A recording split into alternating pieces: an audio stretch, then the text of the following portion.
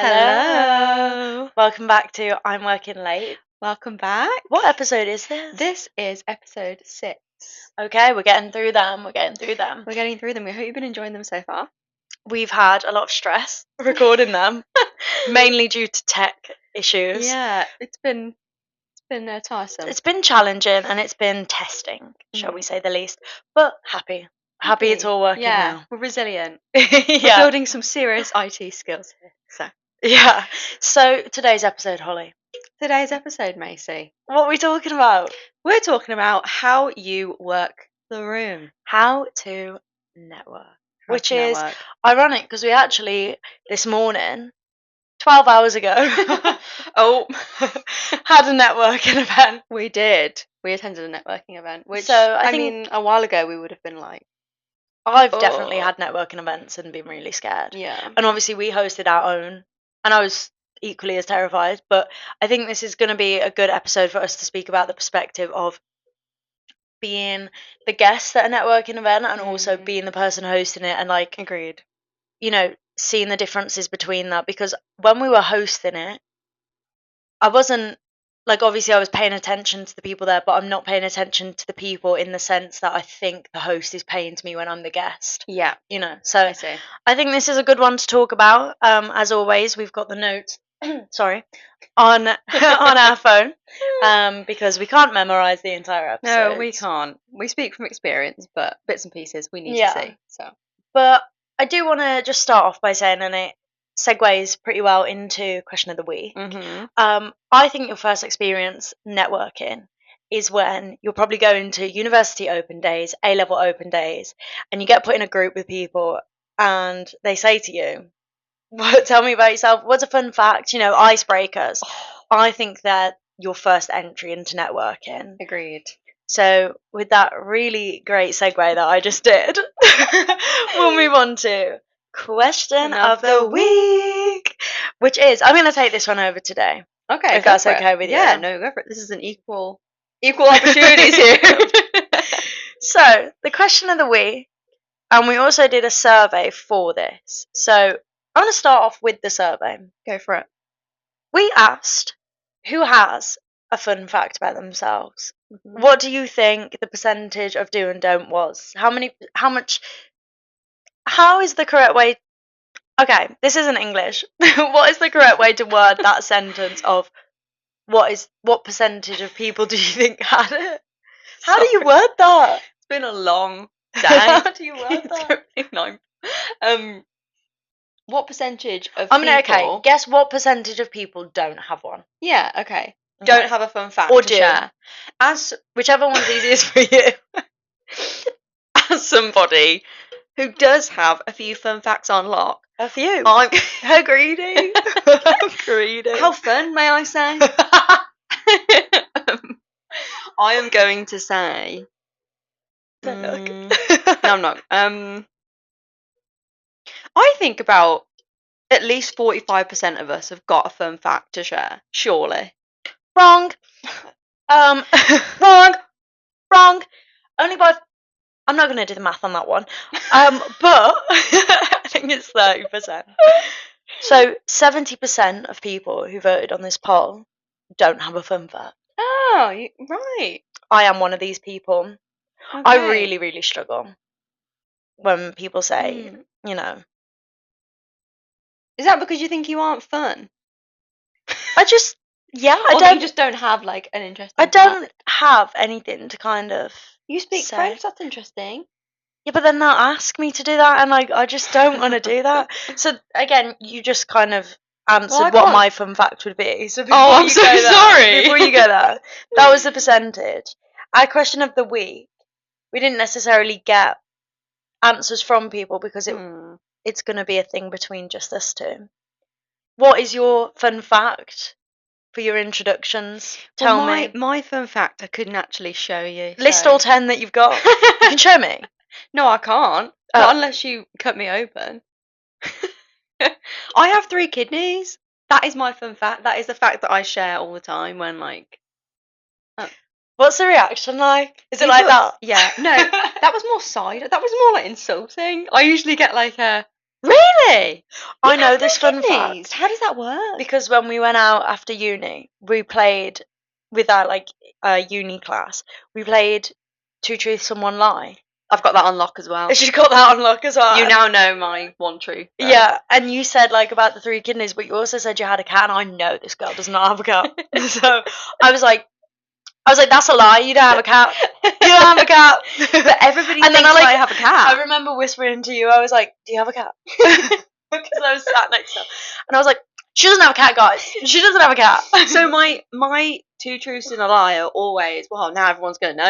You I need gotta to think of find some new ones. Yeah. Well, they That's all right. all they always were. I have 3 kidneys. I have 5 tattoos, and I have a cat. And everyone goes for the cat as You could lie about the tattoo number though. yeah, true. But so the cat is the lie, but no one thinks that. Yeah, because I don't think they want to assume that you've got 3 kidneys. Because what is No. that like? Do you want to elaborate on that? Right. So okay. So the medical term, I believe, is a duplex kidney. Now it is an extra chamber inside of the one kidney. the kidney. So technically, I presume what you're all thinking here and what you're all envisioning is another kidney on another one, like a growth. But it's not a growth. It's like an extra chamber inside of it. Does that make sense? Does it Like affect you in any like a which Russian way? doll, but Okay. kidney version. Yeah, Mm. that makes sense. Now I'm happy to share that it doesn't hinder me nor help me. It is just there, and Useless that's then. why It's useless. useless. And that's why it's a fun fact because it's like I don't have to share it and say, yeah, but it causes me pain, or yeah, but it is a problem. Yeah, but Yeah, but so that's why it is so fun. That is a fun fact, and it's like I bet none of y'all have this. Yeah, I think it's like 0.0 something percentage. Because my thing people. is with these fun facts, you go around and like someone's already said the fun fact that like it's kind of the same topic, like I lived in this country, you know, and you're like, oh no, I can't say like my uncle lives in Greece, you know, like something like that. And with yours, you know that no one else is going to say unless someone else has like some unique medical condition, they come out with it, and then it looks like you've copied their fun fact. My sister is in the room because it is genetic and we both share the same kidney issue. So do you reckon when you have kids, they will have that? Is it hereditary in that sense? I am not sure because I don't know if my mom or my dad has it. I just know that my sister has it, and then I was scammed for it, and I also have it. So we bond in that way also. Very, very cute. Anyway, this is not science-based. It's not. Well, it can be, but it's not for this episode. What would you say my fun facts are then? Because I don't have any, so if I am in this situation, what do you think I should say? The French one I think is a cool one. Anything to do with languages. But then people are going to turn around and like if they're fluent in French, they're going to say something to me in French, and I'll be like, no, I suppose that is always a risk. Have you got anything you can do interesting? You know, like people, I don't know, I play the guitar. Well, I know how to play. I don't play the guitar avidly, but I know how to play the guitar. Well, no one's gonna say, "All right, whip your guitar out and let me sing." Let me just pull my guitar out. Yeah, no one's gonna say that. Guitar. No one's gonna, be like, "Oh, let me just get one out of my bag and off you go." What do you think is like the worst fun fact to say? Like one that kind of just makes it awkward. Like, is there any that you'd advise swaying away from? Well, I think it's very subjective. What do you find fun? But I think there are some very like generic ones that are kind of just like, what do I find fun? Going out with friends. Yeah, well, you'll find that fun, guys. Like, yeah. Be original. Give me something to think about. Like Holly's 3 kidneys. Like my 3 kidneys. She wants you to envision the unique medical condition. I want you to draw a diagram. Anyway. Maybe I need to go on more like side quests so I can get some really fun facts. Like I need to vacate somewhere where I might end up with someone who's like wanted. Like no, I saw this recently. Like people go out and meet someone on holiday, like just friends, whatever, end up having dinner with them, and then they find out that they're like are most wanted in a different country. And the police are actually searching for them, and that helped them locate that person. Wow, but I think that might be fictitious. Fictitious. If it's not real. Yeah, I feel like I've read that in a fictitious capacity. Potentially, that sounds quite dangerous. But if something like that did happen, I would definitely use that as my fun fact. That was your fun fact. Yeah. That is my fun fact. But it's not my fun fact. But it definitely would be. Have you got any famous family members or extensions? That's always a fun one. I like to use the Eurovision fact. Cricket noise. Cricket noise. Who made the cricket noise in your family? You have a cricket relative? Jiminy She's Cricket. Jiminy Crickets. No, I don't have any like famous relatives. My uncle and my granddad were in a band back a day, but I don't know enough about it for it to be a fun fact and to get questioned on it. So maybe I need to scratch up on the knowledge on that so I can use that. Another fun fact is the Weasley twins went to my sixth form. No. Secondary school. Yeah. No. Yeah. No. Yeah, and I saw one of them in Witherspoons by school. No. Yes, they're from the They're on the Wall of Midlands. Fame. Yeah, they're on Harry like, the wall Potter. in the yes, the Weasley twins. What they're called?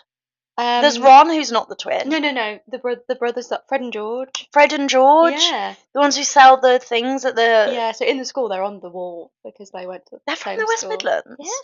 My dad put the roof on one of their. Right. Anyway. Oh my gosh. We really digress. I'm sorry about that. Let's get back to the. Yeah. So, how to network. How to network with a Weasley twin. With the Weasley twins. No. How to network. So I think the first issue that I had a lot as a junior was like it just felt fake. It felt forced. Yeah, it felt rehearsed. It felt like I'm having to do this. Yeah. And something that I found, and I actually ended up doing this today, was I found myself overcompensating in conversation and like just oversharing. Yeah. Which I think is something that we can all do when we're in a situation where we feel like we have to keep the conversation going. It's a little bit of word vomit, isn't it? You just kind of speak like, ugh, I can't stop myself. Yeah, but it's all about being kind of a bit more thoughtful and tactical with what you're saying. So how would you go about making networking feel a bit more genuine as a guest? I think get common ground with people. You know, you don't have to like start talking to someone and think about, oh, I've got to say something really specific to their career, or it's got to be really interesting, or you just start off small. You know? I think for me, the first, like, I just get a bit shy to be like, hi, to go up to someone and just. I have a method immediately. For this. Okay, what can you share? So, might not work for everybody. She's gonna gatekeep, but it's always worked for me. Where you best fit. Yes. Wear your best fit. Wear some colour. Wear like an interesting. You know. This is harder with boys. This is true. But from experience as a female, wear like I wore a lovely blazer. You did. And then This is today. And I'm speaking from experience. And then you get compliments and say, oh, by the way, I love your blazer. Where's it from? And then people start talking to you. Yeah. And they say, oh, great, it's from Zara. And then you say, oh, what's your name? Where are you from? Where do you work? And there we go. Entry level. You know, same thing applies to shoes, accessories, bag. I don't know. Oh, love your bag. And if you see someone who's in, I mean, you might hate what they're wearing, but you might just be like, keep that in your mind. Yeah, you might just think, let me go and say they're nice shoes so I can like start the conversation, even if you don't think they are. Like, just use it as a talking point. Yeah. I guess again, I say that's more difficult for boys because I think this is a conversation I've had with you before. Corporate wear for men is really difficult. Yeah. Like with women, I feel like we're being allowed to be quite experimental and colourful. With men, I see the same suits and the same quarter zips. That might be preference. Yeah, they might like that. If you are a male going to a networking event, what would your sort of advice be there for initially starting conversation?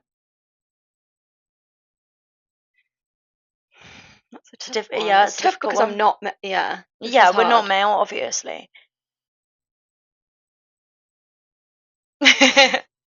And that's all I have to say about that. That was a really tough question. Yeah, I'm like really trying to think about it now because I don't know what I would do. Because I know that I do get a little bit awkward. This isn't great for anyone who's male listening to this. A male junior is probably we need a male junior I'm not now. going into a networking event ever again. I'm trying to think back. I guess they just come in with, like I say, common ground. Doesn't have to be what you're wearing. You can facilitate other common grounds, you know. Yeah. And some people are just bold and courageous and just go up to them and say, not everyone's like I'm us. X, where are you from? Like, we're just a bit shy sometimes. But what we're saying is if you are a little bit shy, here's like some things you can use to kind of make it a little bit easier and make it feel a little bit more organic. Also, everyone's in the same boat, really. So if you go up to someone and say hi, they're probably just going to say hi back, and like they're in the same position of, oh, how do I carry on this combo? All I It's ever not just you. think when someone comes up to me in a networking event on their own and says hello is impressive. Yeah, Like, it's I'm never so a bad thing. impressed. I don't ever think, oh, No, I do think that that initial, oh my gosh, fear of how I'm going to go out my way to speak to people is something that makes networking seem so scary to juniors. Yeah. And also, this was something I was just thinking, that there's a lot of Sat on my wire. no, no, I've completely forgot the word for it. Sorry. But no, it's not your fault. But there's almost like high expectations on networking, that you go there and you have to get something out of everyone you speak to. That's not Yeah. the case. I don't think you go there and you're going to walk away with a new connection or someone that can help you, or you know contribute to you or help you in your job search or whatnot. And I think it's lowering that expectation of, you don't need to go there thinking, okay, I am going to get something out of this. I'm going to speak to every single person, and every single person I'm going to find a connection to get me a job, or Yeah, something there like doesn't that. always need to be so much pressure on it. You don't So need much, that to was the word I was after. Pressure. Long day. you don't need to, like you say, go in there with a motive and intent and an Yeah. action plan and come out with X, Y, and Z opportunities and I am the serial networker. Doesn't work like that. I think networking as a junior just increases your confidence, and confidence is such a good skill to have at a junior stage anyway, that even just going there, even if you're not conversing and not being fully immersed in the experience, you're just observing, seeing what goes on at your very first networking event. It's going to build that confidence, and that's going to be an invaluable skill that you need. Yeah, and You it's will just need, profile because raising. I also think if you can network well, this is law, this is guided towards law. If you can network well, you will perform better in your assessment centres for a training contract, because you will already have those skills of being able to just talk to someone like that. Yeah. And especially in the group presentation as well, if you have to do that for your assessment centre, you would have gained skills from your networking events that will help with that. Yeah, it's all transferable, and Yeah. you might think, oh, this is just an event, to go and have a bit of food and just have a talk and then leave. But it's like way more than that. What it can give you if you use it correctly, Yeah. great skills. So I've got wrote down here. Wrote down? Written. None of the above. I've got written down here some points as to why networking feels so scary towards Okay. juniors, and I'm going to read them out, and I think we can just kind of debunk them. Yeah, maybe. go for it. Go for it. So the first one is the fear of rejection or being ignored. And my initial take on this is exposure therapy. Because there's so many situations in life where you are going to be rejected, you are going to be ignored by someone that you want to speak. It might be someone really senior that you look up to. Never meet your heroes, they say. You don't know if you're going to be in that situation or not. So I do think that exposure therapy of being rejected, being ignored, it's something that happens, and something that you just have to learn how to stay resilient to, and not allow that to knock you for the future. I personally don't think from the experiences we've had, you would go up to someone at a networking event and they would just blindly outright Yeah. ignore you. No. But at the same time, I feel like that this kind of area we're talking about applies to when you do things solo. Like, if you feel like a sort of outsider, if you're going to a network event alone and you're in the corner, like that's what I'm getting from that. But being able to go somewhere solo as a student, as a junior, it's you just get respect for that. Especially Yeah. if you get spoken to or you speak to people and you say I'm on my own. That's even more impressive. Yeah. So I would encourage people to do that as well. Like, solo date, that's great. Solo day. Yeah. Again, just building your confidence. Yeah, doing things on your own as well as with other people. Yeah, because I think in my my time at law school, I refrained from doing a lot of things because I was going to do them solo. And I waited until like someone in my class was going to the same thing so I could go with them. And it's probably a regret now that I look back, because I think, what would I have got out of that if I would have gone?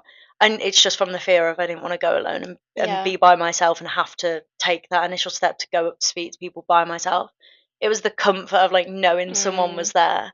I mean, even with our event that we hosted, it was so comforting for you to be there. Like, if I had to do that alone, I think I would have really struggled. Yeah, but I think these things also just come with experience. Like Yeah. I know that obviously hosting an event on your own is different to going to a Yeah. networking event, but I know I could confidently say if we went somewhere in the capacity of the podcast, and let's say I wasn't well or something, and Macy had to go alone, I know for sure she'd be able to work that room Yeah. fine because it's through experience you've gained that and confidence building. But I like also 4 years ago, you might have said to me, "No way could I do that." Yeah, I also think like everyone is different and everyone has different personalities. So it's okay for you to not want to go to something solo. You Mhm. know, if you're genuinely not going because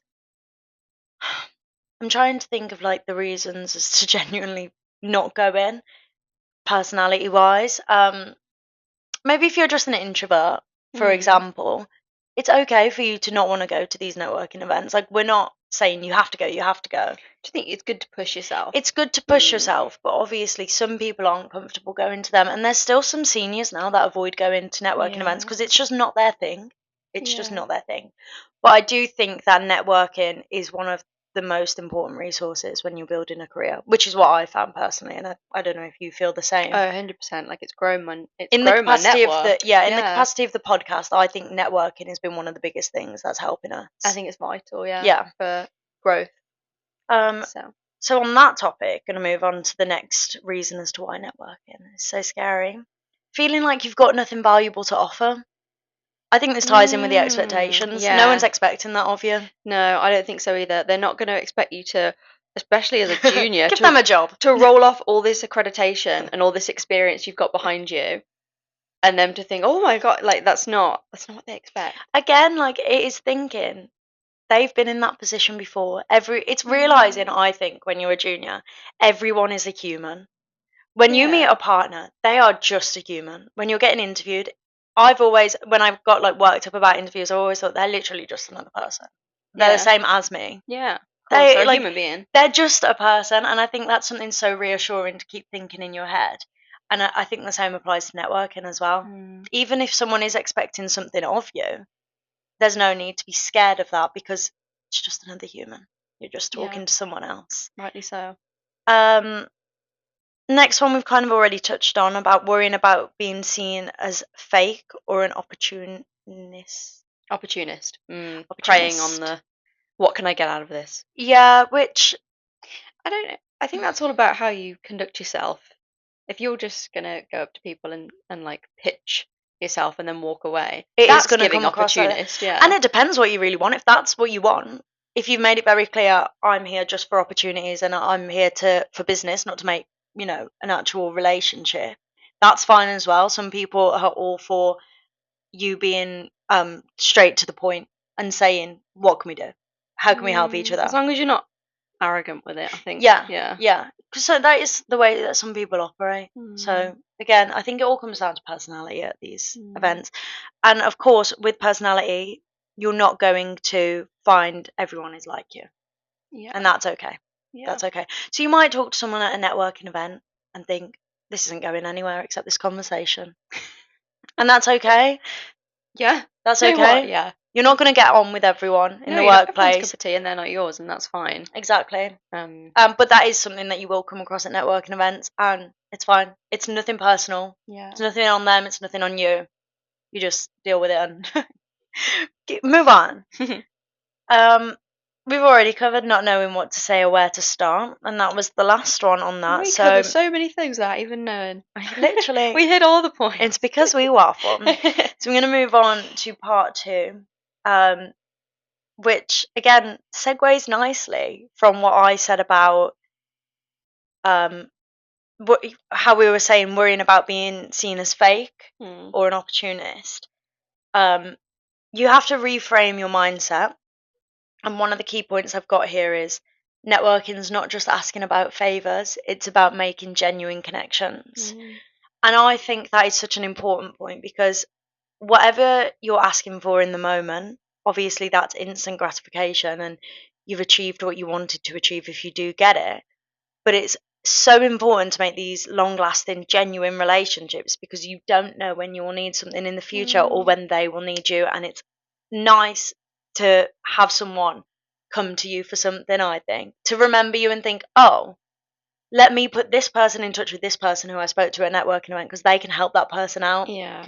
And I think you won't get that unless you're making genuine relationships. So Yeah. you do need to be yourself at these events. And I think that goes without saying that in your junior years, I probably wouldn't go into it being like, what can you do for me? What can I do for you?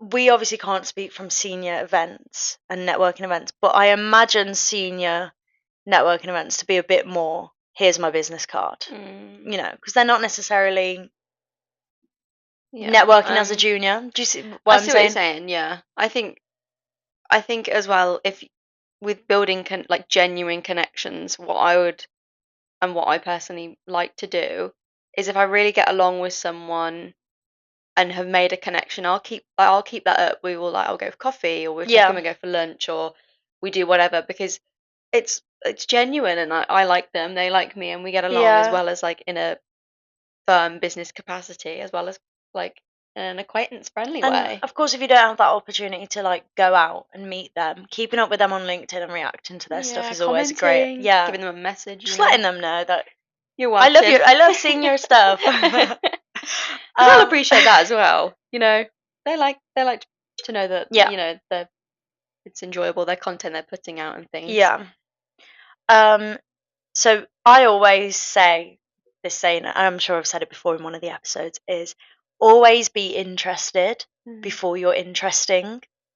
So Yeah, I've said it that's a before. great one. Yeah, always be interested before you're interesting. Yeah. And I think this goes for networking, for interviews, basically I think every opportunity in life, outside of work, friendships, everything. 2 years for listening, 1 month for talking is what they used to say in my primary school. And I Aw. think that's just what I say reframed. Yeah. But down here we've got everyone loves talking about their experiences, so be curious. Hmm. And I think that goes without saying, be interested, be genuinely interested in these people, ask them questions, because this ties into not knowing what to say to people. If you ask them questions about their experience, they're just going to reciprocate the questions, and then you're able to speak about yours, and the conversation will just flow. Mm. Anything to add on that? Things from your experience as well, they might link off from. They might Yeah, be like, "Oh, I've done X, Y, and Z that links to that," or "I know yeah, someone who's done this. Have you tried this?" And then that's how your conversation snowballs even more. And then that's when you're not yeah. stuck for thinking, "What do I say now? What do I Like say now?" even things like if you mention you did a year abroad, they might be like, "What Yeah. country?" Oh, like I visited there, or I live. Just And then genuine there you go. conversation. You've got your common ground. You've got your genuine connection. You've got your friendship. You've got Yeah. something you can build off outside of You've work. got your coffee next Friday. Like it's all happening. You're thinking this person's going to be my best friend. 2 years down the line, you're still sending each other TikToks. You start a podcast with each other. Oh god, Who bridesmaid at my knows? wedding. This one I feel like we touched on already, but it's just worded in a more concise way, Yeah. outside of me waffling, basically. You don't have to connect with everyone. Quality beats quantity. Agreed. You don't have to get everything. You don't have to get anything from everyone. Hmm. Is that yeah? You don't have to get anything. Everything from anyone. No. You understand what we're trying to Yeah, you say. get what we mean. It's been a long, long, long day right now. Our brains are so fried. Yeah, we're talking 12, 13, 14 hour But I day. mean, the networking event that we went to today, we didn't speak to everyone. No, we Sometimes didn't. there's too many people there to To even work be the whole, able yeah. to speak to everyone, and that's okay. Like, yeah, you might be thinking, "Oh, did I miss an opportunity?" The what ifs, what ifs. But I think the networking event today, the people we spoke to were of quality, and that's not Mm. saying that the people we didn't speak to wouldn't have, Weren't, yeah. weren't, or the relationships that we could have built there weren't something that we would have benefited from. But that it's okay for us to have not been able to speak to everyone, and we can't sit Yeah. here thinking, oh my gosh, okay, sorry guys, we've got to cut this conversation short because we've got to go over there. Yeah, And this because ties into the genuine relationships. and the quality, because if you cut one short to go and speak to another, you're then only getting 5 minutes of surface level of 50 people rather than, you know, 20 minutes of really good genuine conversation with 10. And genuine interest, building that Yeah. rapport with each other. And that's far more important because also they'll remember you then. And if And if they do remember you in the other capacity of you just having a quick conversation and running off, they might not think of you in the best light. I also think as well, if you haven't managed to speak to someone at a networking event, there's people that are at that networking event are more than likely going to be at the next one because we do attend the same sort of thing. Yeah. Like legal networking, you might see familiar faces because we all seem to. I think definitely. Yeah, we all seem to go to the same thing. So I think if you didn't get the opportunity to speak to someone that you may be wanting to speak to there that you knew was there will be another opportunity, and also you can always reach out. Yeah. Reaching out on LinkedIn is just another version of networking. It's just Yeah, not an agreed. organised networking event. Yeah, you know. definitely. But it's still a method for Yeah, for networking sure. and just as important as going to these events themselves. Yeah. And again, think of it as learning. As a junior, everything is about learning. And as much as we like to think, I know everything, I don't need to learn anything else, we do and we always can. And again, this goes outside of work as well. There's always a lesson to be learned. Yeah. So yeah, lower the expectations on yourself and just think this is a learning exercise. What can I learn from this? If I get anything more from it, great. But right now, let me focus, especially if it's your very first networking event. Oh yeah, cut Let yourself me some slack. focus on what I can learn for the Yeah. next one. Yeah. And that's looking inwards. What can I do for the next one to maybe speak to more people, or what would I have said differently? What would I have not spoken about? What would I have spoken about instead? Things like that. Yeah. Yeah, agreed. I think definitely if it's your first one, just go with an open mind and don't put too much pressure on yourself because it is a bit overwhelming sometimes. It's so overwhelming. Just build yourself up, build your I confidence and build your even when I go to networking. like family parties where there's like distant cousins and stuff, that to me is a networking event, and I'm struggling to. Get more nervous doing that than I do like today. So do I. Like, oh no. I genuinely like dislike going to events where I think I'm going to see like distant family that I haven't spoke to in a while because I just think, what we can talk about? Yeah. And then it always ends up just being about work anyway. So they're like, what are you doing now then? Or when I last saw you, you were this big. It's awful, but again, transferable skills, guys. Yeah, you know if you what? can network, Everything's a networking. So to wrap up the sort of your first networking, I would say first networking event, junior networking event. Going to give some practical networking tips. Okay, hit me. And I want you to agree or disagree. Okay. Number 1. So there's 5. Okay. Number 1. Start small. One person at a time. Reach out to one person for a casual coffee or virtual chat. No pressure to work the room. I agree there's no pressure to work the room. Okay. I think if you're going to reach out, make sure you, like, again, quality over here. Don't just reach out to everybody. Yeah.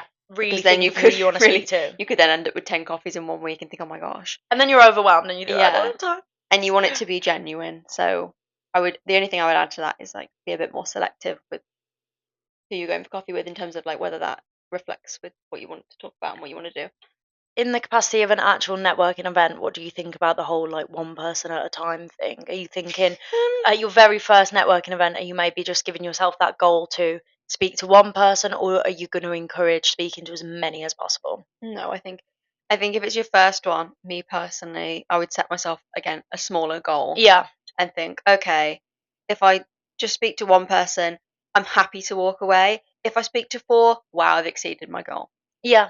Small wins, guys. Let's celebrate the small wins. Even just going and not talking to anyone is great. Yeah. Like I said, observe and learn for the next one. Okay. Second tip is prepare genuine questions. Ask about their journey, advice for juniors, or what they love about their job. People like to share stories. Agree, people do like to share stories, and I think genuine questions, I think, sounds like, I don't know if I would say prepare, because then it feels like rehearse. I just think they come naturally. They do. We're humans. If you approach someone, it's going to come naturally to say, what's your name, what do you do? Is there any question that you've maybe asked someone at a networking event that you've thought after, oh, that was a good one, and that you would recommend people to ask? Oh, I think that's really difficult. Obviously, it as a ranges for each generic one. person, yeah. For me, it's sort of like the ones that I would ask that are a bit more kind of like, oh, that was a good one, lead off things they've answered. Okay, yeah. So it kind of, you know. I would say maybe try, if you are asking questions, open-ended rather than closed, because it's going to help the conversation flow a lot more. And like you said, you'll be able to ask a question off the back of their answer. And if I'm just giving, well, if you're asking a question and that person's just giving, Yeah. For example, no. I Do hear a you lot. like your job? I'm just going to say that. Oh, do you look at enjoy this. what you do? Yeah. Instead of saying that, what's your favorite thing about your job? Yeah. They've got to then explain what their favorite thing is and how they enjoy it. I also think keep your sense of humour as well. Yeah, it's not be all genuine. serious. It is professional, but it's not necessarily serious. Relax. Let your personality shine through, because that's what people like. People like people. People buy people. People blah, blah, blah, blah. Okay, number 3, off we go. Number 3 is share your story briefly. When it's your turn, keep it simple and honest. Your current role, what you're learning, and what you're curious about. This is kind of a contrast with the above, because obviously, if say we've got 2 juniors in a room, we're telling one of them to prepare genuine questions and ask open-ended questions, and the other junior, we're telling them keep your story brief. So no, I think you don't agree with that one. I don't agree. I disagree. I think it's, again, this is subject to the conversation.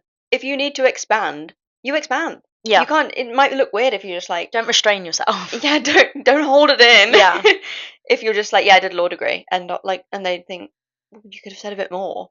I think, you know what? Read the room, judge. It's all a judgment call. Yeah. In terms of that sort of stuff, make a judgment call and think, yeah, they're really interested. I'm going to explain a bit more about this. Again, these things are just kind of like as and when. It's an ad hoc situation. But I do think, like I said, be interested before you're interested.